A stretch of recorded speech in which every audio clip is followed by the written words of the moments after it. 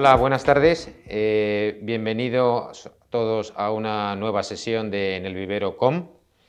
El Vivero Com es una iniciativa de la Asociación de Antiguos Alumnos del Colegio para promocionar el espíritu empresarial entre los propios alumnos del colegio y entre el grupo de antiguos alumnos, ¿no?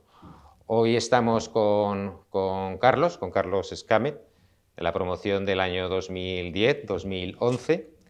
Y bueno, nos va a explicar un poco pues, su trayectoria profesional y su trayectoria estudiantil, ¿no? Entonces, empezando por el principio, estamos en el colegio, ¿no, Carlos? Hacía mucho tiempo que no venías por aquí. Sí. ¿Qué sensación has tenido al venir después de tanto tiempo Sí. al cole, ¿no?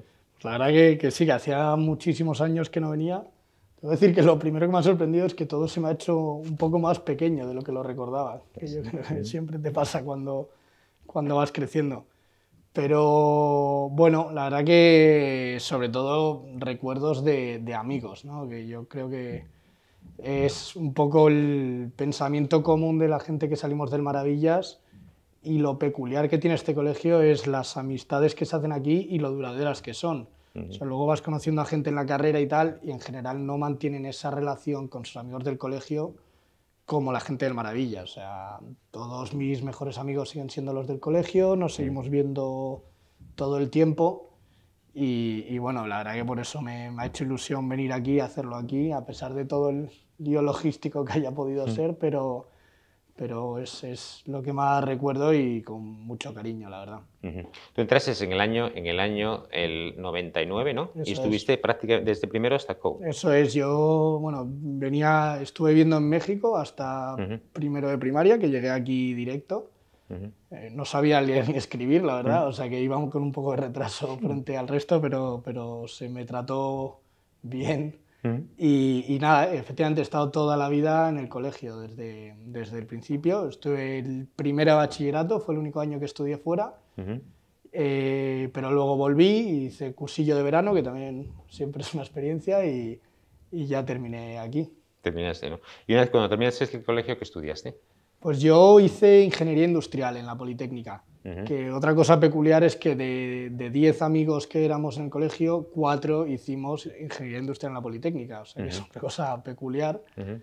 Y que eran 4 de mis mejores amigos, pero luego 4 o 5 más amigos y conocidos del curso también lo hicimos. Y bueno, oye, para los que estéis estudiando ahora, que sé que el colegio tiene fama de duro y de difícil, pero eso luego tiene un beneficio y una recompensa. O sea, es verdad que todos los que veníamos del Maravillas, el primer año de carrera íbamos con una clara ventaja frente a mucha gente, ¿no? O sea, incluso había asignaturas que recuerdo, química o alguna asignatura así, que prácticamente no teníamos ni que estudiar con lo que llevábamos.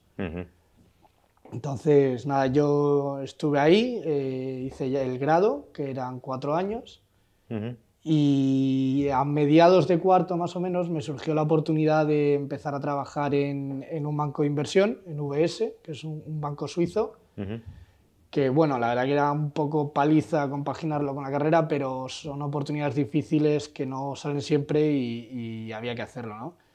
Y estuve ahí durante un año, que fue además muy interesante porque estuve 6 meses en la parte de mercados, que es la parte de los bancos profesional, que es de cara a los mercados públicos, a tratar con inversores, a tratar con fondos de inversión, gente que invierte en bolsa. Y otros 6 meses estuve en la parte de fusiones y adquisiciones, que es la parte más corporativa, que ahí se da servicio privado a compañías que quieren comprar otra empresa o que quieren ampliar capital. Pues son negocios que contratan los servicios del banco de asesoramiento e incluso acceso a capital, etc. Fue ¿Y muy cómo interesante. pasaste de ir estudiando una ingeniería y de repente acabas en el mundo de la inversión y en el mundo financiero, ¿no? ¿Te Pues gustaba o? sí, la verdad es que fue mi plan desde el principio. O Así, sea, ¿eh? sí que era mi idea. O sea, las finanzas siempre me atrajeron mucho y bueno, sabía que se podía entrar o por carreras más de ADE o de económicas o tal, o las ingenierías también tenía entendido que eran buenas carreras, y a mí se me daba mejor los números que estudiar puramente. Entonces hice la carrera, creí que me iba a gustar más, iba a hacer mejor y acabé allí. Y acabaste en UBS. ¿Y cuánto estuviste entonces en UBS? Un año. Estuve un año. Y ahí, cuando estaba terminando el año, un antiguo jefe con el que trabajé en la parte de mercados, que fue a un fondo de inversión, estaban buscando una persona más junior y me contactaron.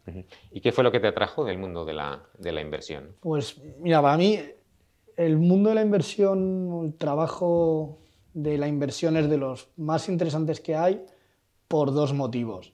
El primero es porque te permite ver el mundo desde arriba y ver su funcionamiento en su conjunto. O sea, tienes que tener una comprensión muy global del mundo, tanto de cómo funcionan los negocios, cómo funcionan las personas a nivel individual y a nivel colectivo, cómo funcionan las culturas, la política. O sea, es una vista de pájaro muy global de todo el funcionamiento de las sociedades y del mundo que me parece súper interesante y súper completo. Y el otro punto muy interesante de la inversión es que es un trabajo muy creativo, porque a fin de cuentas de lo que va el mundo de la inversión es de intentar predecir el futuro. Eso es lo que a fin de cuentas hay que conseguir. Y para eso no hay nada escrito. O sea, realmente cada uno tiene su forma de hacerlo, tienes que ser creativo y que se te ocurra una forma de conseguirlo. Entonces esas dos cosas me parece que hacen un trabajo muy, muy interesante. También difícil y frustrante, porque te digo, predecir el futuro es difícil, pero interesante. Pero interesante, ¿no? Y particular dentro del mundo de la inversión, has comentado antes el mundo de los fondos de inversión, ¿no? Sí. ¿Puedes explicar un poco más qué es un fondo de inversión? Porque estoy seguro que lo que nos están oyendo, seguro que a muchos de ellos les interesa y les viene bien, ¿no? Sí, pues sí, además creo que es importante que se entienda. O sea, un fondo de inversión al final lo que es un vehículo en el que un conjunto de inversores mete su dinero para que sea gestionado de manera profesional, por un equipo profesional. Esto en España, en comparación con otros países, no está muy extendido, la gente no le da mucha importancia y yo creo que es un problema al final para las familias, porque la inversión es muy importante a la hora de construir un patrimonio y una vida tranquila en el largo plazo, ¿no? Entonces yo creo que esta despreocupación o a veces desconocimiento lleva a dos situaciones que son bastante perjudiciales.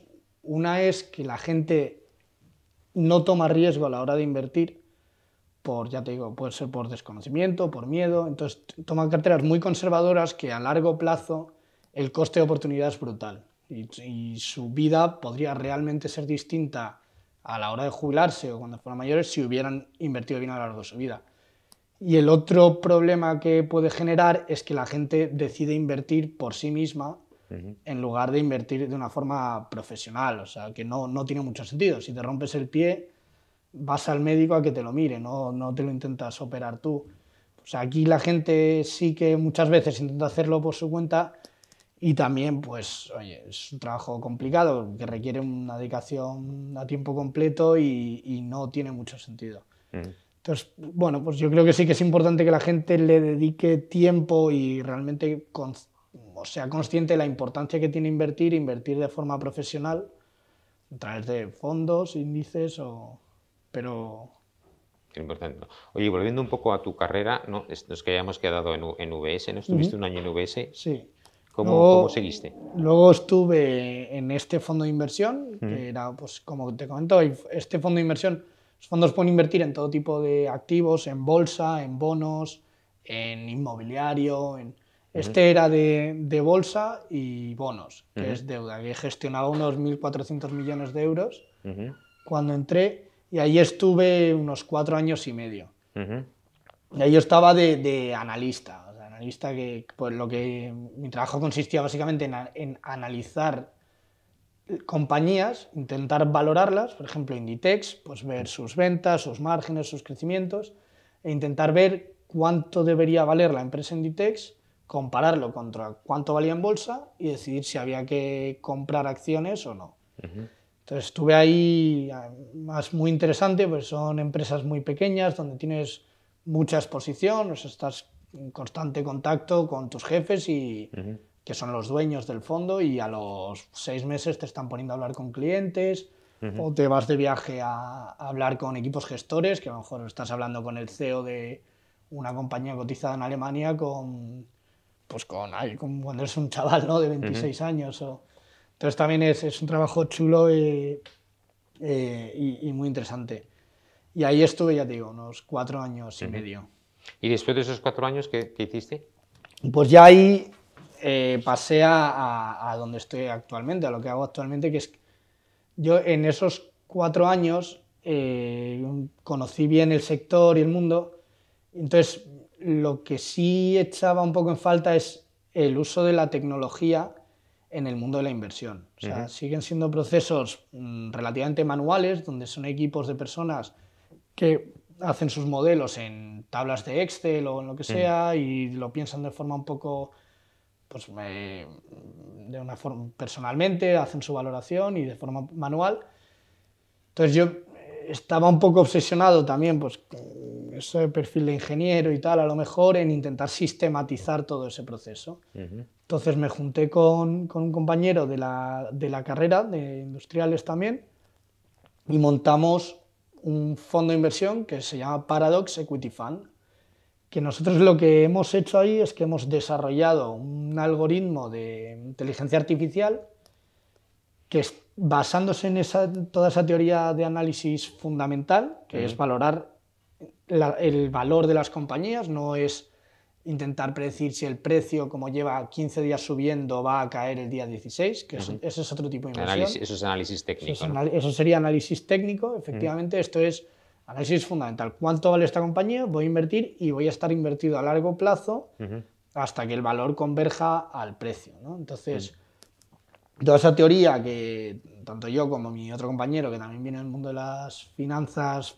pues habíamos aprendido, desarrollamos este algoritmo de inteligencia artificial, que nosotros, frente a un fondo tradicional, pues a esto, ¿qué le vemos? Vemos que es capaz de analizar miles de compañías repartidas por todo el mundo, algo que un equipo de 10, 20 o 100 personas es muy difícil que puedan hacer. Es capaz de reaccionar inmediatamente ante situaciones muy complejas que se pongan en el mercado. Por ejemplo, ahora la crisis de Ucrania. Pues hay un cambio brutal en todas las valoraciones de todas las compañías del mundo y es muy difícil para una persona reaccionar lo suficientemente rápido como para aprovechar esas valoraciones. Pues con este algoritmo con eso sí se puede hacer. Otro tema, por ejemplo, es que todas las decisiones que se toman son consistentes. O sea, todas las compañías se analizan bajo el mismo prisma y las decisiones siempre se hacen bajo las mismas reglas, por así decirlo. Cuando tienes un equipo de gente distinta, pues uno puede ver las cosas de una forma, otros de otra, uno puede ser mejor analizando pero peor explicando la idea, entonces todo eso también nos lo quitamos. Otra cosa muy importante es que quitas todas las emociones y sentimientos que se tienen a la hora de gestionar, que parece que no, pero cuando una compañía que te has estudiado mucho cae un 50 o 60%, te da miedo y empiezas a perder confianza, que he mirado mal, que a lo mejor no, pero somos personas y esto nos afecta. Pues toda esa parte también la quitamos. Y el último punto que vemos muy interesante es que puedes, al ser una serie de reglas definidas, tú puedes ver cómo se habría comportado a lo largo de la historia, diferentes crisis o burbujas. Entonces, de esa forma puedes definir o ajustar ese modelo para intentar maximizar su probabilidad de predecir el futuro, que es de lo que comentábamos, que vaya esto. Desde luego la inteligencia artificial pues tiene muchos ámbitos, ¿no? Y en concreto, pues efectivamente, pues este uso pues tiene una particularidad muy especial, ¿no? Pero ¿podrías explicar un poco más, cuando hablas de modelo, cómo realmente cómo se construye ese modelo, de dónde tomáis los datos, qué constituye? Desde luego yo creo que has explicado muy bien el para qué se usa, ¿no? Pero ¿cuál es el proceso previo? Yo creo que puede ser muy interesante, ¿no? Que expliques cómo puede ayudar esas tecnologías a ello, ¿no? A este proceso y a otros en particular. Sí, se usa en medicina, en reconocimiento de voz, en muchos temas. O sea, la inteligencia artificial lo que no es más que una técnica de regresión, como puede ser una regresión lineal, una nube de puntos y ver qué línea aproxima más esa distribución. La inteligencia artificial es eso llevado a más dimensiones y de forma no lineal. Que esto, al final, en lo que se traduce es que puedes extraer patrones de series de datos sin conocer su lógica previa. O sea, en un algoritmo o en programación tradicional, el programador o la persona introduce la lógica que va a transformar los datos. Entonces metes unos inputs, pasan por la lógica predefinida y salen unos outputs.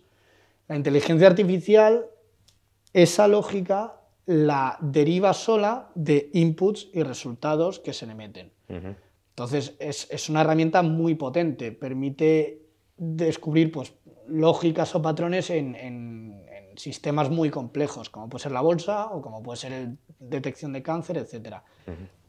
Entonces nosotros lo que tenemos es un proveedor de datos financieros que tenemos todos los datos fundamentales, es decir, de la contabilidad de todas las empresas cotizadas los últimos 30, 40 años, y con todos esos datos entrenamos esos modelos para que identifiquen qué puede ser una buena inversión, que no necesariamente una buena compañía, sino qué compañías reúnen las características de perfil de negocio, de márgenes o crecimientos o retornos, y a qué valoración son más interesantes.